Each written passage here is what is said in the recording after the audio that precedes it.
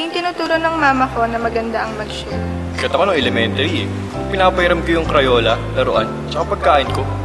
Alam ko, laging tama si mama eh. Sinishare ko yung notes at baon ko sa mga kaibigan ko. Pati na yung mga kanta na paborito ko. Pinapadali ng internet dahil sa file sharing sites eh. Hindi ko alam na mali yun. Hindi ko alam na mali. Hindi ko alam na mali. Lahat naman ginagawa yun. Isang araw, naisip ko. Hindi ko pwede i-share ang hindi sa akin. Parang pag nanakaw yun. Kaya chinek ko, Ang pagda-download ng kanta sa file sharing sites ay labag sa batas. Taong sumulat ng kanta, gumugol sila ng maraming oras para paghirapan yun.